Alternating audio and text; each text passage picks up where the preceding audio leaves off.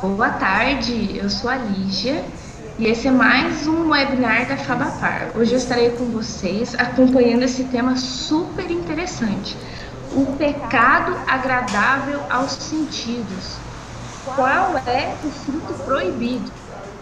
Quem vai falar conosco hoje é o professor Alan. Ele é graduado em Direito, Letras e Teologia, mestre em teologia aqui conosco na Fabapar, e ele é doutorando em teologia pela PUC do Paraná e doutorando em estudos literários pela Universidade de Aveiro, em Portugal. Professor Alan, o senhor está com a gente aqui? Estou acompanhando, eu estava só pegando o lanche, porque hoje vai ter lanche na hora da nossa conversa, tem lanche. Ah, é verdade, né, professor? E aí, será que era uma maçã? Será que não era? O senhor vai contar pra gente? Eu acho que ao final eu tenho uma proposta. Eu já dei um rápido spoiler que apareceu ali a minha proposta, mas isso só ao final. Tá bom, então vamos descobrir, o senhor fique à vontade. Muito bem. Então posso começar? Claro. Então, boa tarde a todos. Se você não está nos vendo ao vivo, olá. É bom cumprimentar o pessoal sempre com um olá, porque olá cabe de manhã, de tarde, de noite, seja qual for o horário que o pessoal está nos assistindo.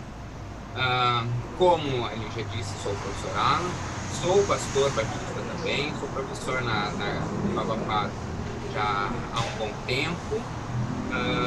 Sou professor da graduação, da extensão, da pós-graduação, então tem vários. Quem for aluno da Fabapar, só se entrar direto para o mestrado consegue escapar de mim, senão mais cedo ou mais tarde eu acabo pegando o pessoal aí na caminhada. Mas é uma faculdade que amo bastante e trabalho com muito prazer lá. A ideia inicial é justamente nós fazermos como se fosse uma aula mesmo, né? Então, lá, pessoal, eu estou trabalhando no quarto ano com debates atuais de teologia. Então, vou usar um termo que o pessoal do quarto ano vai entender. O meu lugar de fala hoje, então, a minha identidade de fala hoje vai ser a de um professor universitário de teologia. Mas é uma faculdade que amo bastante, então eu vou tentar fazer o assunto o mais simples e palatável possível, ou seja, mais simples mesmo, né? Para a gente ter uma conversa legal, para a gente ter um bate-papo bacana, mas eu quero que vocês entendam que eu não estou ensinando doutrina, nem é um ensinamento bíblico, porque as escrituras vão ser a base, mas eu não estou dizendo que é uma leitura inequívoca. O que eu quero trazer hoje é compreender qual é a possibilidade de ser o fruto que Gênesis 2 vai se referir, entender por que algumas pessoas acham que é maçã, assim como a Lígia já falou que é maçã, será que é? Da onde vem essa ideia de ser uma maçã? Será que sempre foi a maçã? Hein, Lígia? Você acha que sempre foi a maçã? Será que houve outras frutas? O meu pratinho tem outras frutas aqui. Será que são aleatórias? Né? Então, entender de onde chegou essa ideia de maçã, como que essa ideia se forma, né? E a partir dali entender o que significa ser um fruto do conhecimento do bem e do mal, e dentro de entender o que é um fruto do bem e do mal, e a Bíblia não chama de fruto do pecado, nem o fruto do mal, mas o fruto do conhecimento do bem e do mal. Então, entender o que isso significa, como que a gente pode entender o que é pecado a partir desse fruto. E a partir de então, eu vou fazer uma proposta de uma fruta que no Brasil tem um nome, mas em Portugal tem um nome diferente. E eu vou usar como proposta o nome do nome da fruta lá de Portugal, muito embora tenha essa fruta no Brasil. Não sei se você que está nos assistindo já comeu. A Lígia, eu acho que já comeu essa fruta, hein, Lígia? Eu acho que você já comeu a fruta da minha proposta aqui. Eu não sei se... Será, professor? Eu acho Sou que já. meio ruim de comer fruta, hein? Eu não sou Mas muito. essa eu acredito que você tenha comido já. E, acho que muitos dos que estão nos assistindo também já comeram essa fruta aí. Mas é uma proposta, né? E auxiliar a esse passeio de estudo, nós vamos ver também algumas obras de arte, especialmente do Museu do Prado, tá? Eu não sei se existe alguma linha de pesquisa ou alguma linha do curador do Museu do Prado, mas várias obras que nós vamos ver estão no Museu do Prado, que fica lá na Espanha, tal, mas então, das obras que eu selecionei, várias delas estão no Museu do Prado para ilustrar a construção desse pensamento. Posso começar? Então, Claro, professor. O webinar é seu. ok. Então, comecei. E a primeira coisa que eu vou começar é com uma briga que eu tenho com o pessoal do TCC. Eu sempre brigo com eles, mas brigo no sentido de ter o maior carinho para com eles, dizendo que o TCC precisa, e a academia precisa, de termos específicos. Então, conhecer bem um determinado termo é essencial para que nós possamos compreender né, e criar uma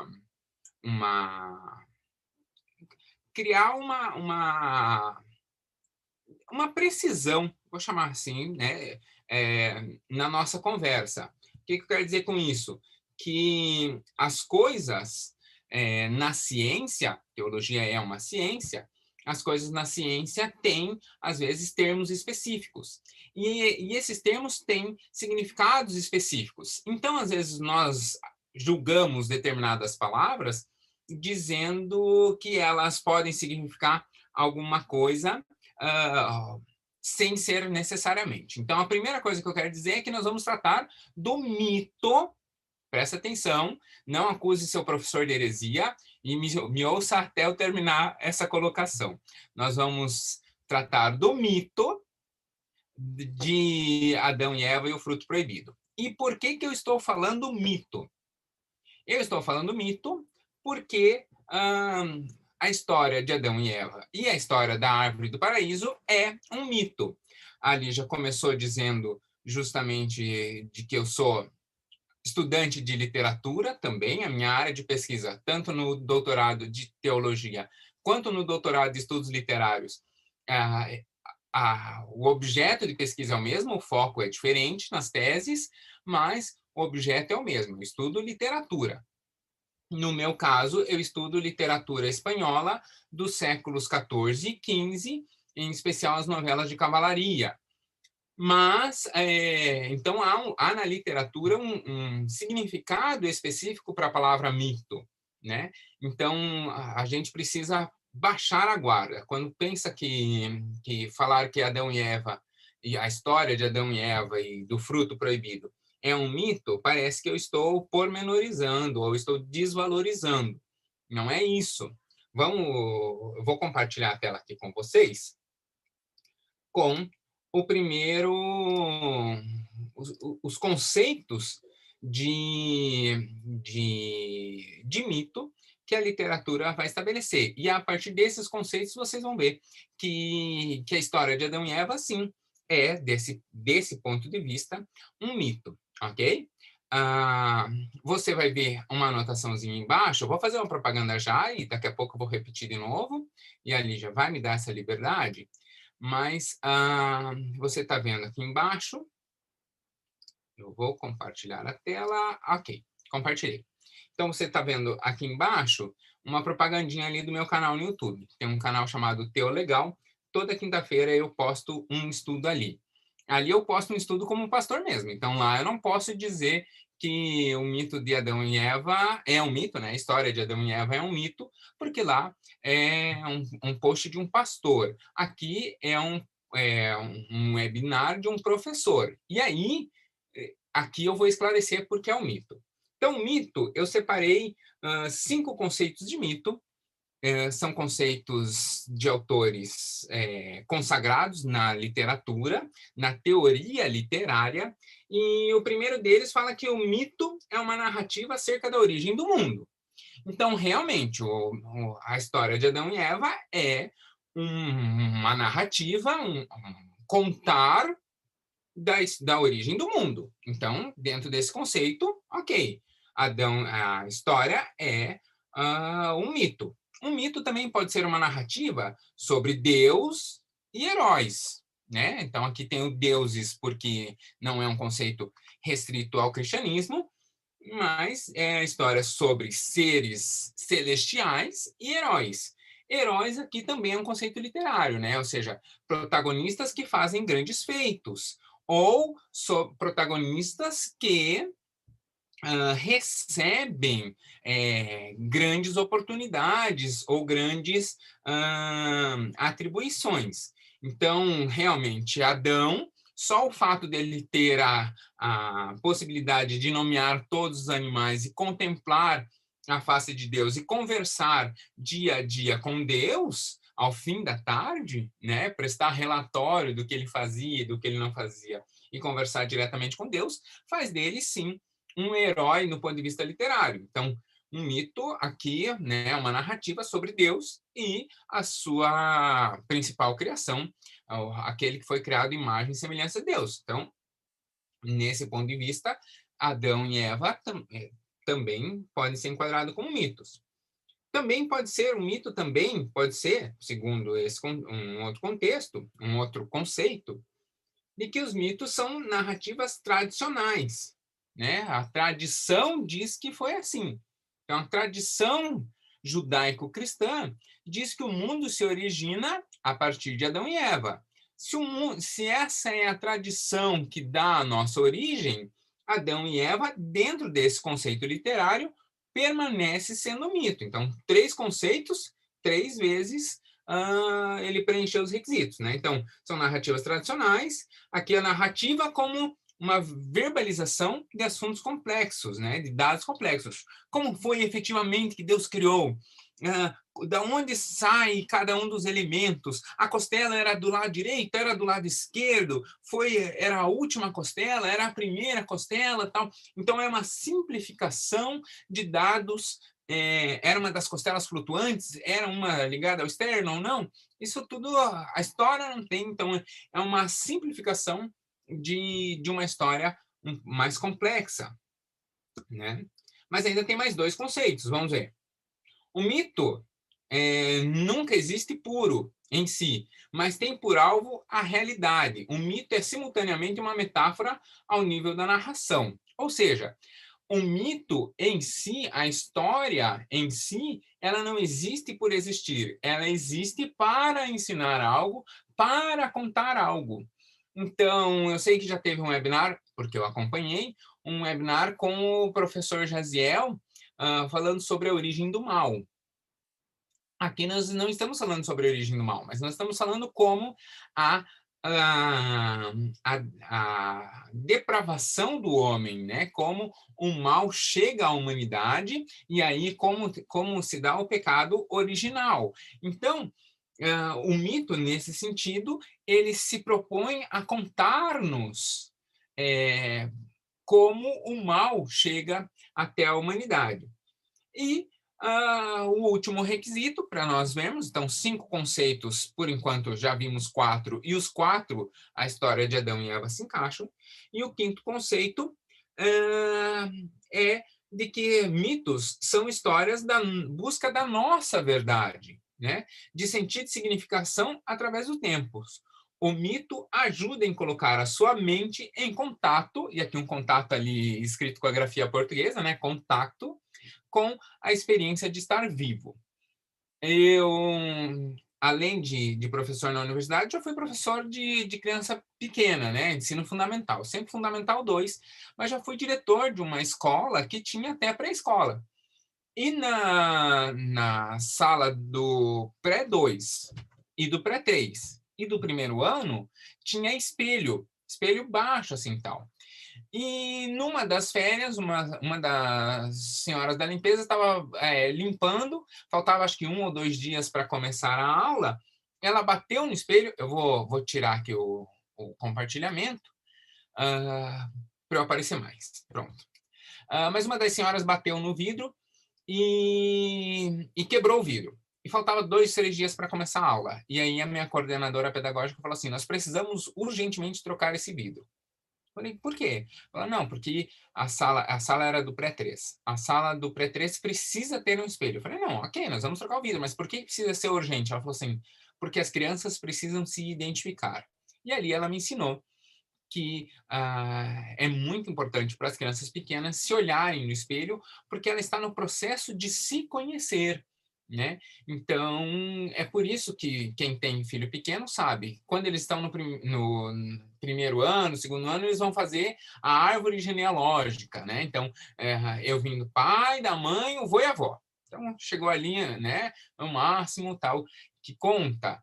Quando nós estamos crescendo um pouco mais, daí a gente faz o mapa da sala ou a planta de casa, depois do bairro, até a hora que nós estudamos o estado, o país, e aí, quando nós chegamos no 5º ano, nós estudamos o país em 2 sentidos. Nós estudamos geografia do país e história do país, e aí, lógico, a partir do 5º ano, a história do mundo como um todo, justamente para nós podermos, então, conhecermos e nos situarmos em todo esse tempo, no tempo e no espaço.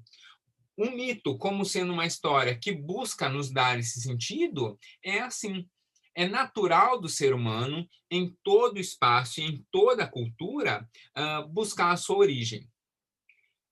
Quem é, por exemplo, adotado, crianças que passaram por campos de concentração ou campos de refugiados, costumam ter, não é necessariamente um problema, mas costumam ter uma séria dificuldade de se situar, de dizer, né, compreender a sua história por causa disso. Toda pessoa tem o direito de conhecer a sua história e a sua origem, mas nós, como humanidade em geral, nós também temos esse anseio. Então, o mito, ele é uma história que se propõe a contar essa origem. Então, veja, nós vimos 5 conceitos literários, mas 5 conceitos de mito, e a história de Adão e Eva preenche os 5.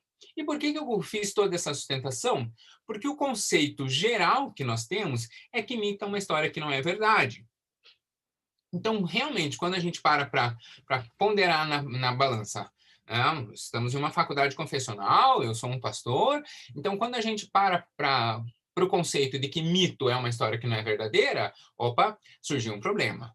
Mas quando eu vejo a tecnicidade da literatura dizendo que mito não entra na esfera de ser verdadeiro ou não, mas que tem outros 5 conceitos, e a história preenche os 5 conceitos, eu posso dizer, porque estou falando em um meio acadêmico e para pessoas que com certeza são inclusive muito mais sábias do que eu posso dizer que sim, a história de Adão e Eva, dentro desses pré-requisitos, é um mito, né?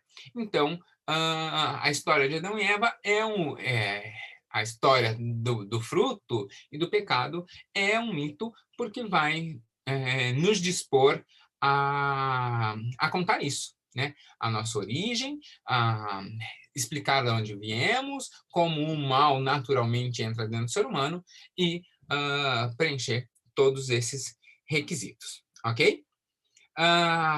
Esse conceito é um conceito lógico literário. Vai ter pessoas que vão considerar se a história é verdade ou não, se a história é uma alegoria, se realmente foi assim ou não foi assim. Bom, isso eu deixo, inclusive, aberto, porque nós somos batistas, somos confessionais, mas nós temos alunos de várias confissões. Então, veja dentro da sua denominação, né? Se é uma história verdadeira ou não, veja qual é o entendimento lá da sua igreja.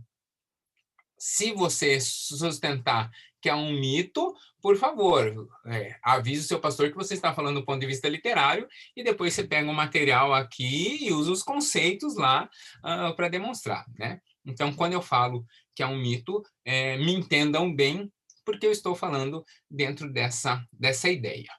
E aí, eu comecei, inclusive, mostrando, porque tem aqui, olha só, tem aqui um lanche. Por que eu separei o lanche aqui, né?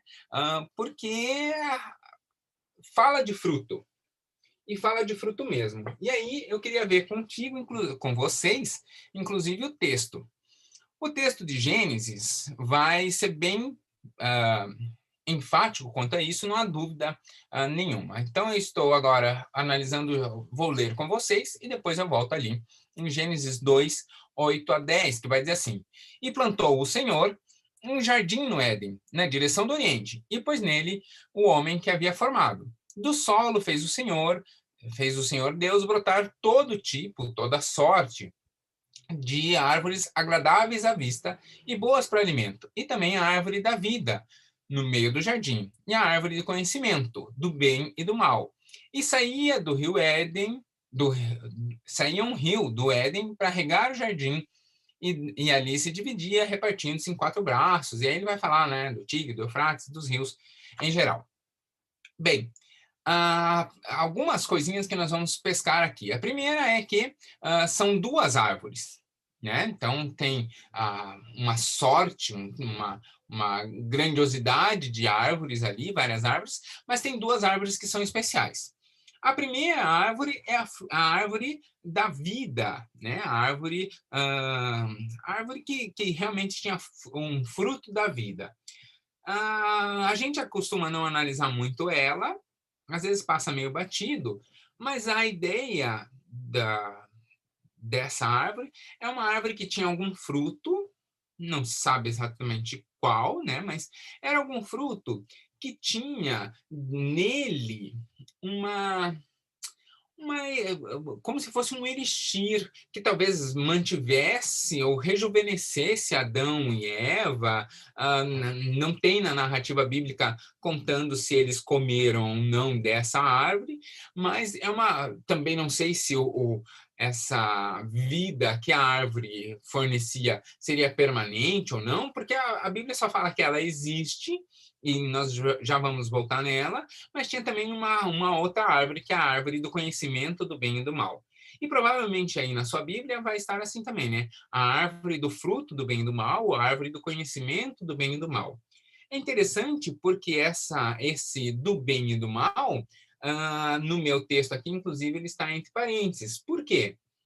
Porque no texto original, esse bem e mal não existe. Diz apenas a árvore do conhecimento. Mas que conhecimento é esse? A ideia de esse do bem e do mal é acrescentado lá na Septuaginta.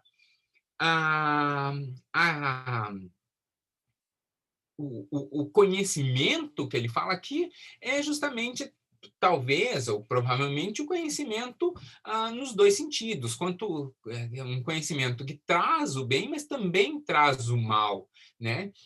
De conhecer, existe um poema bem interessante que diz assim: 2 coisas me tiram o sono, é um haikaizinho. 2 coisas me tiram o sono, 2 pontos. O boleto que vem, o sentido da vida, o boleto que vence amanhã. Né? Então, o haikai, 3 linhazinhas. Então, 2 coisas me tiram o sono: o sentido da vida e o boleto que vence amanhã. O sentido da vida é a pergunta existencial, né? Uma vida contemplativa, olhar para toda a existência da humanidade. Mas, ao mesmo tempo, o boleto que vence amanhã, quer dizer, uma coisa ali de consumo, de materialismo, né? De uma dívida que você tem que pagar e que perde o sono, talvez porque não tenha dinheiro, tal. Mas a ideia é essa, de que o conhecimento nos proporciona o bem, o conhecimento liberta, o conhecimento nos faz chegar a lugares que a humanidade nunca imaginou, a atingir objetivos maiores, faz com que a nossa consciência de eternidade, a nossa consciência de quem é Deus, faz com que a nossa vida seja muito mais significativa. Mas, ao mesmo tempo, saber que a nossa vida é significativa também faz entender que a vida do outro é significativa, de que a vida de todos é significativa, de que a nossa vida é finita, de que nós vamos um dia morrer, de que nós vamos, com o tempo, nos degradando. Esses dias levantei, lavei o rosto e fiquei me olhando no espelho e falei, meu Deus, como eu tô grisalho, olha como meu cabelo tá branco. Meu cabelo é bom, eu gosto do meu cabelo. Mas eu confesso que foi ali um momento de reflexão, dizendo, poxa, o tempo está passando. E meu cabelo, desse lado, está mais grisalho ainda. Como o meu cabelo está branco, né? Já vendo algumas rugas assim no rosto e tal. Quer dizer, a carne está se desfazendo. Eu hoje estou aqui não vou mostrar, mas eu estou aqui com uma meia de contenção, porque eu estou com uma dor na perna tremenda por causa de um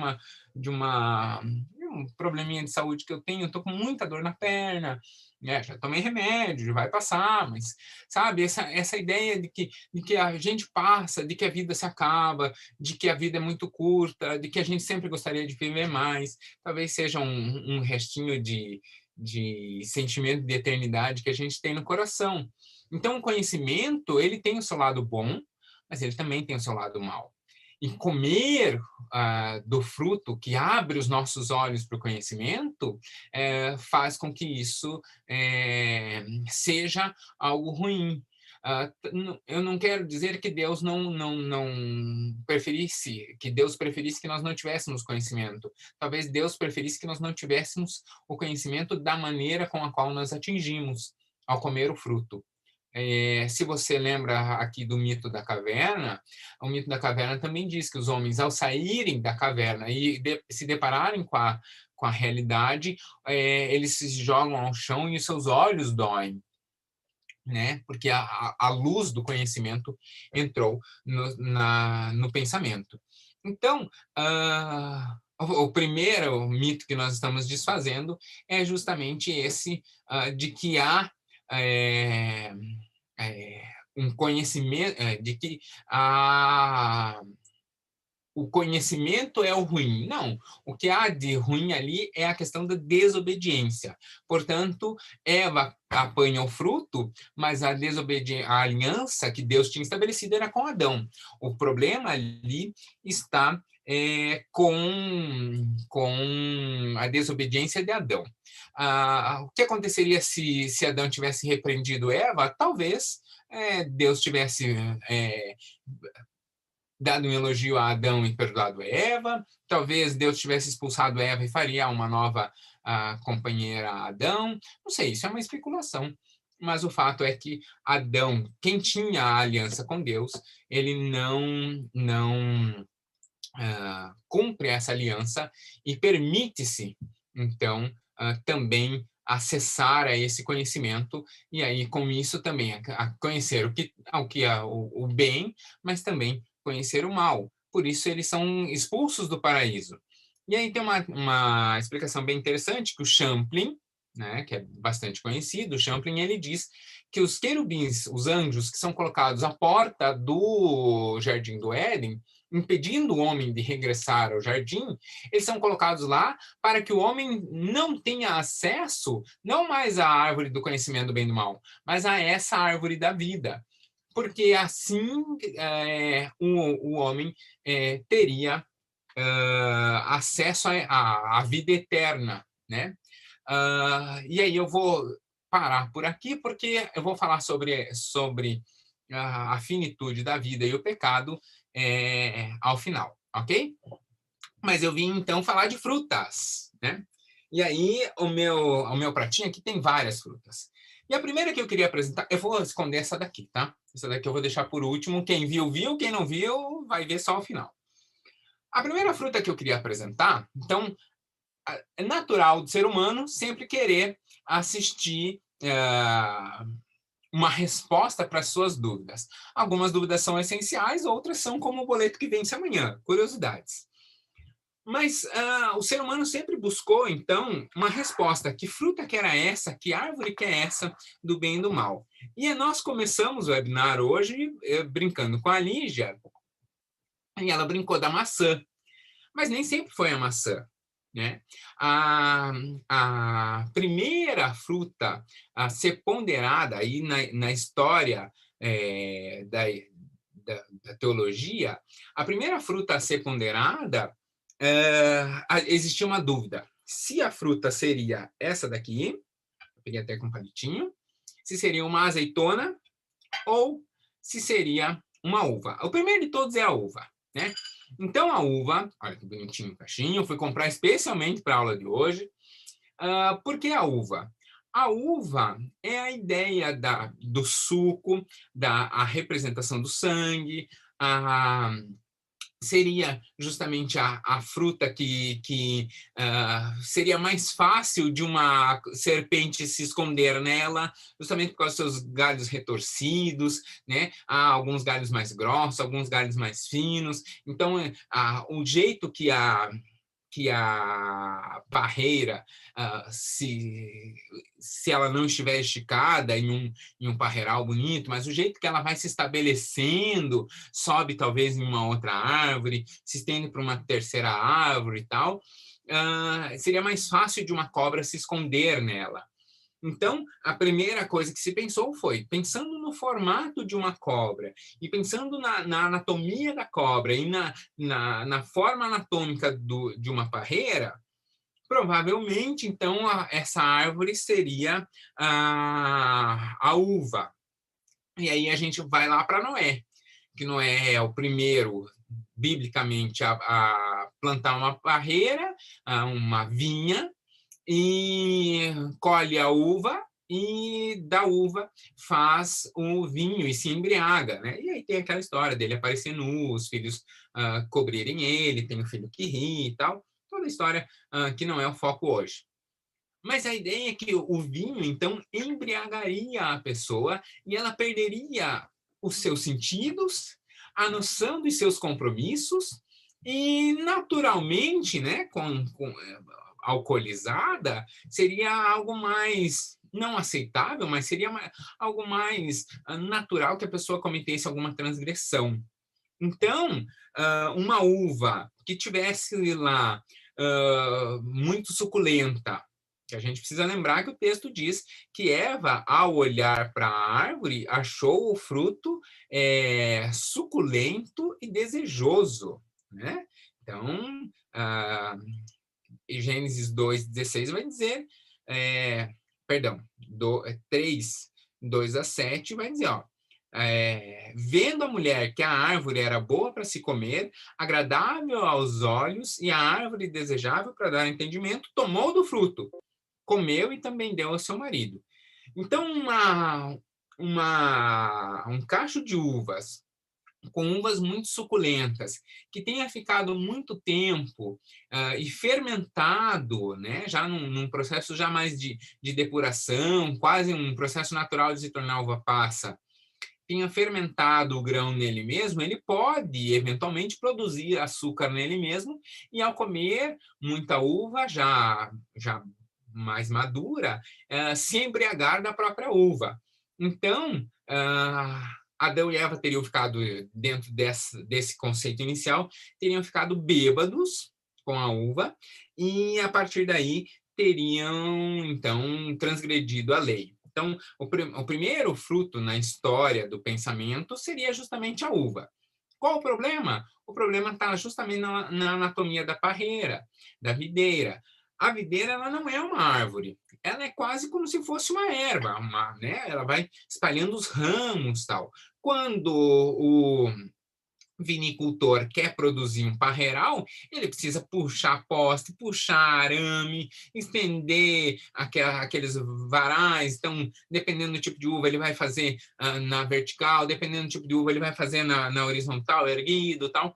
Ela não é uma árvore, não há um tronco. E o texto diz que era uma árvore desejável, né? Uma árvore encorpada. Há também a questão que nós precisamos lembrar que a uva é um fruto muito comum de se comer, especialmente na região do Oriente Médio. É um fruto muito comum de se comer e é um fruto que tem uma repercussão econômica muito significativa, a produção do vinho, né? Jesus mesmo, na história de Jesus, há N passagens com o vinho, inclusive o primeiro milagre que ele produz. Então, economicamente não era interessante sustentar que a uva era a árvore, era o fruto do pecado, economicamente não era interessante, culturalmente não era interessante. Então, assim, anatomicamente, olhando para a árvore, não era interessante, e é por isso, então, que a ideia de que a árvore do pecado fosse uma parreira acaba caindo. Mas, então, pensando em uma fruta mais ou menos na mesma anatomia, mas que tivesse um tronco forte, aí nós vamos para a oliveira. A oliveira, ela também tem frutos pequenos, mas tem um tronco, já seria uma árvore que preenche o requisito, né? Então, representando a oliveira, tem uma azeitona. Por acaso, a minha é sem caroço, mas eu tenho uma azeitona. Qual o problema? O problema é que essa azeitona que eu estou aqui, ela é em conserva, porque a azeitona crua é impalatável, você não consegue comer, né? Ela é amarrenta, ela amarra a boca. Até aconteceu um fato curioso em Portugal. Portugal tem muita oliveira. Na Universidade de Aveiro tem um corredor assim entre os prédios com bastante oliveiras, e eu estava ali conversando com um colega brasileiro, um colega meu de mestrado, inclusive. Estávamos caminhando e conversando, e eu falei assim, você reparou que as oliveiras aqui estão cheias de azeitonas? Ele falou, olha, é mesmo. Aí a gente foi até o lago, apanhou uma, e daí ele falou assim, passou a mão, limpou, falou assim, nunca comi uma azeitona crua, e pôs na boca. Falei, ui, não faça isso. Daí ele rápido se assustou, falou, qual o problema? Eu falei, não, problema nenhum. Não tem problema nenhum em comer uma azeitona retirada do pé. O único problema é o gosto, porque ela é horrível, ela amarra a boca, né, cheia de tanino, né? Ela amarra a boca, é como comer um caqui verde, assim, é horrível. Né? E não é desejosa aos olhos, nem é boa de se comer, porque tem um caroço duro, porque ao morder você tem que ir roendo aquele caroço tal. Por isso, inclusive, que eu já como sem caroço. Então, a oliveira, ela não tem essa característica de ser desejável aos olhos, né? Preenche o requisito da árvore, mas não preenche o requisito do fruto. Então, a oliveira, que foi a segunda a ser ponderada se era a árvore do bem e do mal, ela acaba sendo desqualificada justamente por isso. A oliveira tem uma vantagem, por que ela é ponderada? Por causa da sua vida, da sua duração. Uma oliveira dura 2, 3 mil anos sem problema nenhum. Você corta os galhos, enquanto você não arranca a raiz dela, você corta os galhos, ela volta a brotar. Então, você tem algumas regiões, por exemplo, da Grécia, do Oriente Médio, você tem lagares, né, plantações de oliveiras, que tem lá 10, 12 séculos, porque vão sendo cortados, os novos brotos vêm e produzem oliveiras sem problema nenhum. E os requisitos, aquelas questões de economia, de produção do vinho e do suco, né, do vinho e da fruta que a uva tem, a oliveira também tem. Não se faz suco de azeitona, mas se faz azeite da azeitona, o azeite de oliva. E mais, o azeite de oliva ele ainda é usado do ponto de vista cerimonial. Então, se nós lembrarmos do milagre de Hanukkah, né, da festa das luzes, se nós olharmos da ideia da presença do Espírito Santo, na ideia de unção através do óleo, se nós lembrarmos da unção no sentido de curar as chagas, ou como diz lá em Tiago, né, de curar os enfermos, né? Ungindo-os com óleo, a unção com óleo. Eu tenho o meu olhinho sempre aqui à mão. Quer ver? Tá aqui. Eu vou pegar um olhinho aqui. Aqui está.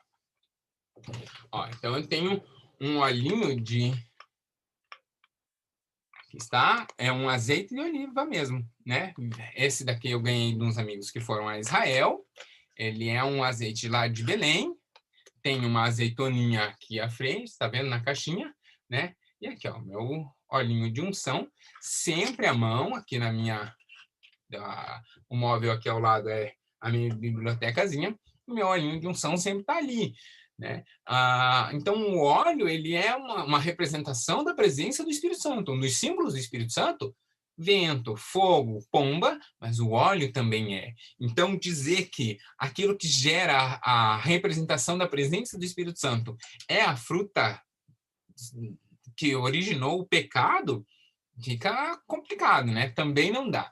Então, por isso, a uva acaba caindo e a azeitona também acaba caindo. Então, nem chegamos na maçã ainda.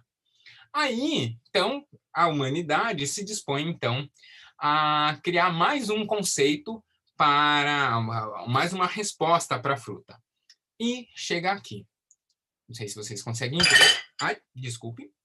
Chega aqui, que é um figo, né? A figueira. Por que a figueira? Vou cortar até o figo aqui. Por que a figueira?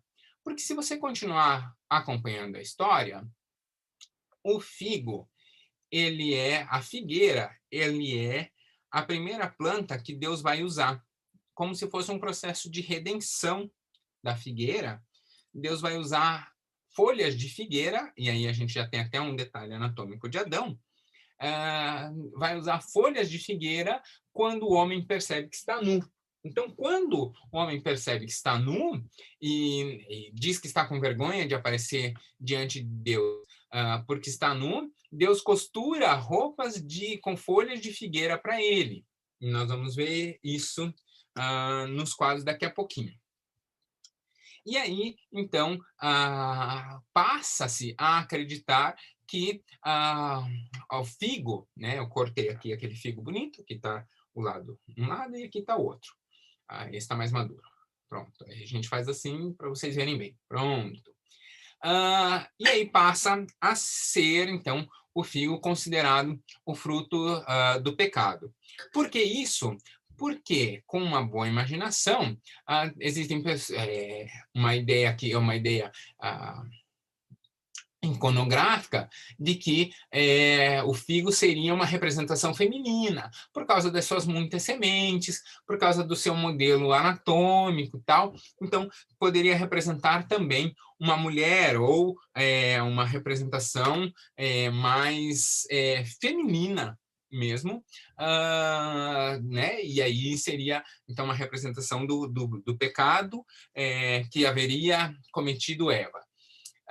Qual o problema da figueira? O problema a figueira também tem uma representação interessante, que é quando Jesus seca a figueira.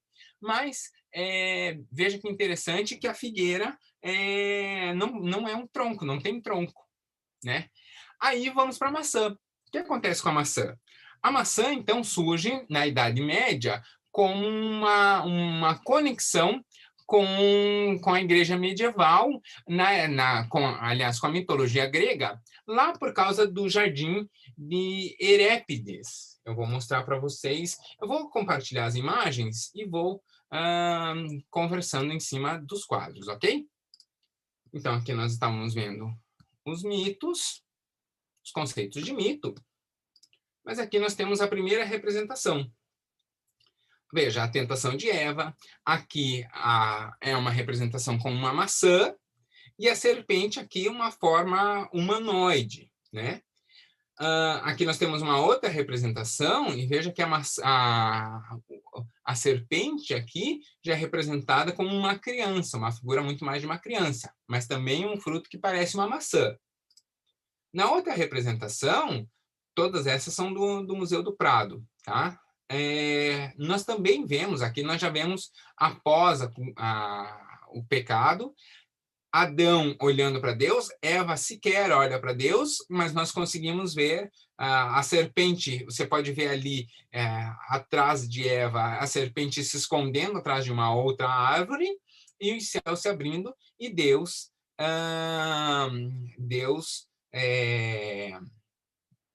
conversando com Adão e Adão olhando ali com um olhinho de reprimenda, né? E ao final nós temos aqui Adão e Eva cobertos com as folhas de parreira. Nós temos também essa imagem que vai ser do Jardim de Hespérides, que é a lenda grega das ninfas, né? Com a maçã, aqui com as maçãs de ouro. Então veja que a literatura medieval sempre vai mostrar a maçã. Por quê? Por causa a maçã vem o símbolo de um símbolo, esse símbolo aqui. O corte de uma maçã, o corte transversal de uma maçã, ele vai ter dentro dele um pentagrama. E esse pentagrama, você pode ver aqui um outro pentagrama, esse pentagrama ele vai justamente representar, ou pode ser interpretado como um símbolo de magia, né? Então, a ideia da maçã seria que ela conteria dentro dela a magia, ela conteria dentro dela um ocultismo, ela teria dentro dela aquelas práticas que a Bíblia condenaria, que seriam práticas espirituais, né, no sentido de mexer com elementos espirituais, mas um modo de trabalhar com eles de uma maneira condenada na Bíblia. Então, na essência, dentro delas, dentro da maçã, haveria, então, o pecado, né? Ela carregaria, na essência, o pecado. Feito o histórico, então, agora eu vou tentar responder a primeira pergunta. E a primeira pergunta, quem fez foi o professor Alan. A primeira pergunta que eu fiz que foi uma pergunta para mim mesmo, qual será, então, o fruto proibido? Bom, o texto diz que precisa ser um fruto desejável aos olhos, precisa ser algo que represente o pecado. Portanto, a natureza do pecado é aquela natureza que você não consegue se livrar facilmente, de que ao se envolver com ele você se suja, ele meleca a mão, ele se esparrama, e o pecado ele faz com que a nossa visão, você até consegue ver à frente, mas a nossa visão fica turva, e aí, então, é essa fruta aqui. Não sei se vocês conseguem ver bem, e não sei se vocês conseguem verificar que fruta é, mas é um caqui. Ou, como se diz em Portugal, um dióspiro, né? Por que dióspiro? Piro, de fogo, né? E dióspiro, então, significa, ou significaria, né? A palavra dióspiro em si, ela significa alimento de fogo, ou alimento forjado no fogo, aquilo que vem do fogo, né? Um alimento que vem do fogo. Quando nós pegamos esse meu não está bem maduro, mas quando você pega aquele caqui molinho, que é bem maduro, você até consegue ver a luz passando entre eles, ele fica meio transparente.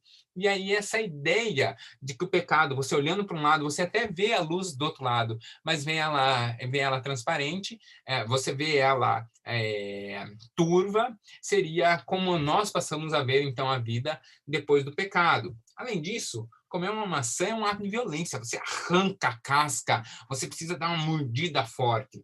Comer um caqui é como se fosse um beijo. Um caqui bem maduro, se dá um beijinho, faz um furinho na casca, e como um beijo, você consegue sugar o mel do caqui.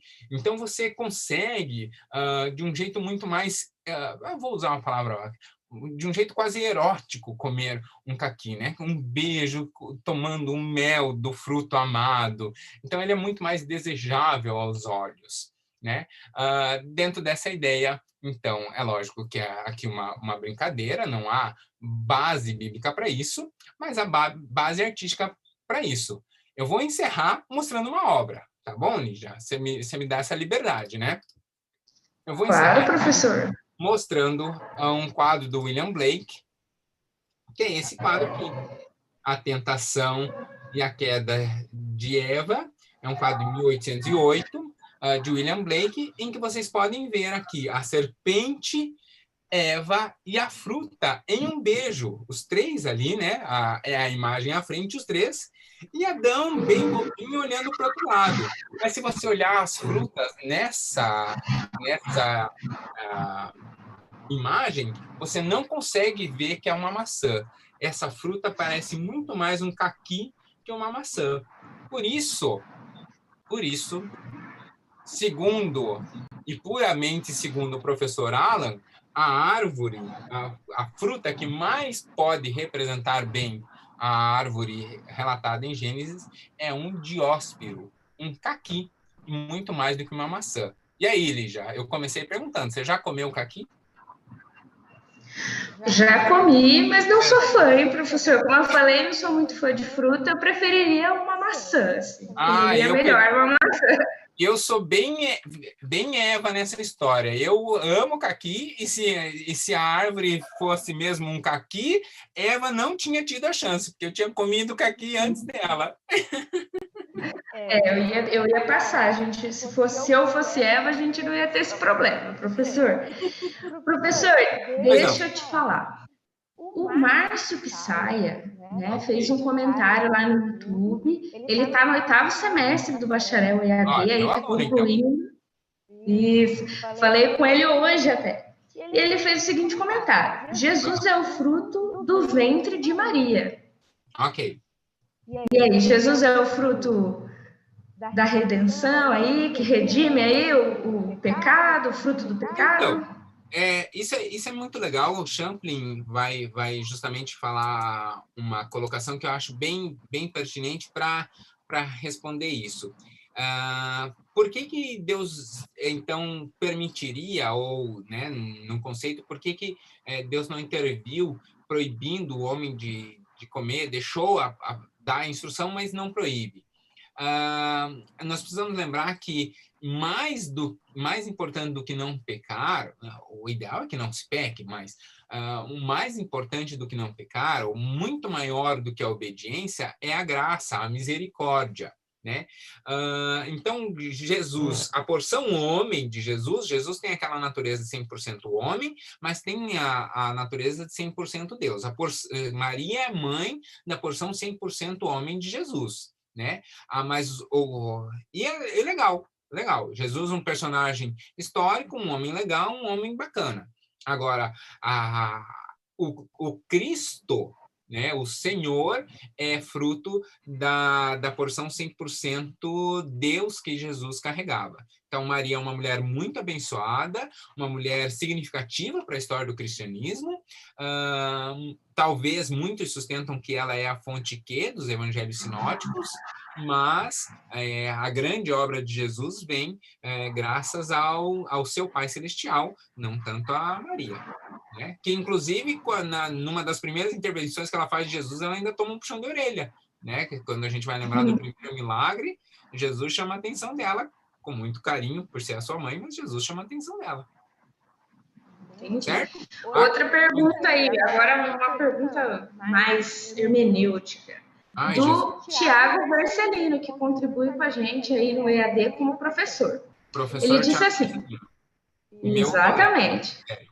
Ele disse, professor Alan, o senhor baseia a sua interpretação de Adão e Eva numa perspectiva hermenêutica, histórico-crítica ou histórico-gramatical?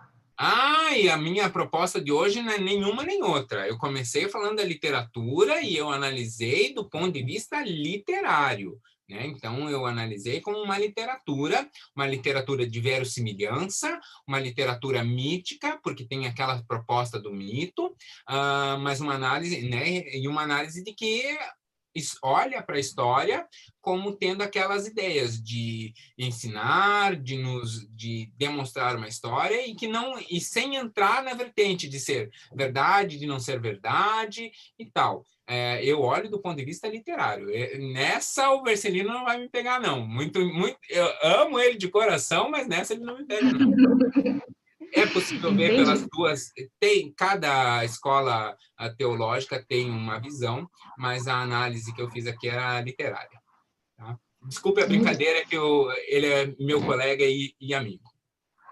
O José Geraldo, que se não me engano também é nosso aluno lá do primeiro semestre do EAD, ele perguntou se ele pode ter acesso a esse material. Então, sim, professor, não sei se nós podemos passar o seu e-mail institucional aí, claro, ele pode solicitar e tudo mais, claro, né? Claro. Eu entro em contato com o professor e o professor divide aí esses slides, né?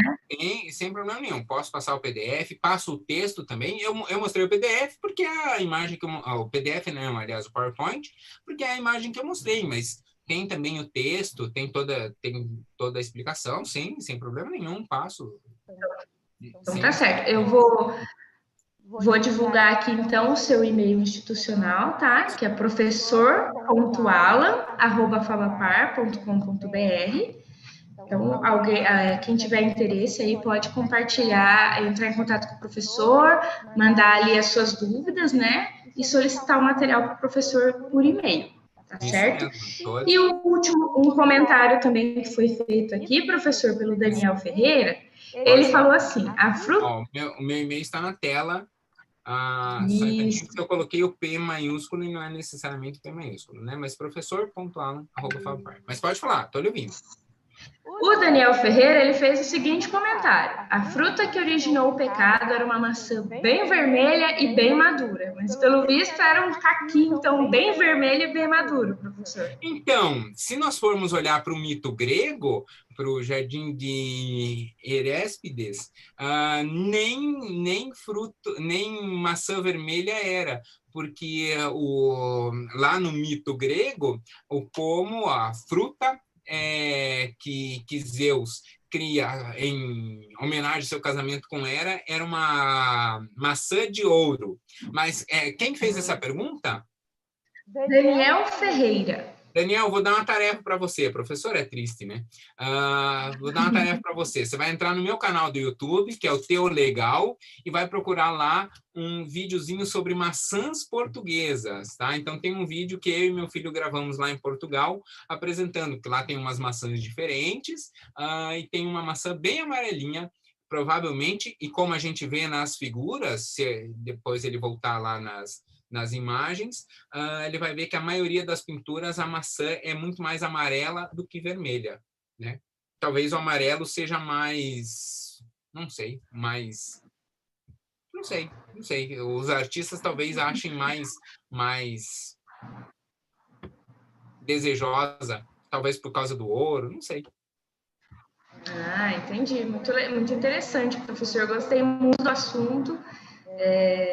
Eu trabalho com crianças, né, no Ministério Infantil também, e realmente são aquelas dúvidas que a gente vai reproduzindo a historinha, vai reproduzindo, e às vezes cresce e fica com aquele curioso, né? Na cabeça, né? Pois é, porque a gente acha que sempre foi maçã, né? E é curioso que quando a gente vai olhar na história, não, você vê, passou pela uva, daí foi para a azeitona, depois o figo, aí a maçã, aí 2020 vem um cara do nada dizer que não é nem nada disso é caqui. Quem sabe, daqui a 10 séculos, se Jesus não voltar, o pessoal vai dizer assim, mas tinha um antigo pensador lá no Brasil que dizia que já que era caqui. É verdade. Ou quando a gente chegar no céu, a gente tira essa dúvida com Eva, né? Fala, e aí, querida, o que era essa fruta tão que chamou tanta atenção aí, assim, né? Era morango. Pode ser. Não, morango é muito pequenininho para ser árvore, sei lá, né? Sim, às vezes é algo que a gente nunca nem viu, né, professor? A ideia é justamente essa, né? Quer dizer, nós exercemos o conhecimento, buscamos entender, mas entender que a ideia é que há ali algo desejoso aos olhos e que a gente precisa elevar os nossos olhos para algo muito superior. Eles viram viram o que estava à frente e esqueceram de ver o que estava ao coração. O grande desejo, na verdade, é isso: a gente não se iludir com o que os nossos olhos veem, mas lembrar da aliança que nós estabelecemos com Deus no coração, né? O resto a gente vai fazendo brincadeira, fazendo piada ou construindo um pensamento especulativo, mas a ideia é justamente ter mais e mais intimidade com a palavra. Amém. Muito obrigada, professor. Foi realmente muito legal. Espero que aí tenham mais webinars, né? Não sei como é o plural, mas aí com sempre são assuntos bem interessantes, mas hoje eu tive o privilégio de participar e gostei muito. Agradeço, ótimo final de semana aí para o senhor. Eu fico à disposição, passei já o meu contato, estou à disposição do pessoal. Espero que Deus profundamente abençoe a vida de cada um e que nós façamos exatamente como eu disse, que nós tenhamos desejo de conhecer a palavra, buscar essas particularidades, mas que nós não esqueçamos do principal, que é de que sim, precisamos, carregamos em nós o pecado, mas que Deus nos ama muito mais a ponto de mandar Jesus e apagar esse desvio de conduta nosso, apagar isso da nossa história e nos olhar pelos olhos de Cristo, nos olhar como filhos, né? O meu amor pela palavra é muito grande, o meu amor pelos meus alunos é muito grande, mas o meu amor pela palavra é ainda maior. E eu espero que os meus alunos possam amar a palavra assim como eu amo. Espero que eles vão muito além, mas que o amor que eles tenham pela palavra e o que ela significa seja muito grande. Por isso, desde já, eu queria agradecer a oportunidade e encerrar pedindo ao Senhor que abençoe a vida de cada um. Legal? Amém, professor, amém. Então, agradeço também a todos que nos assistiram, que nos acompanharam aí. Espero vocês aí na próxima semana com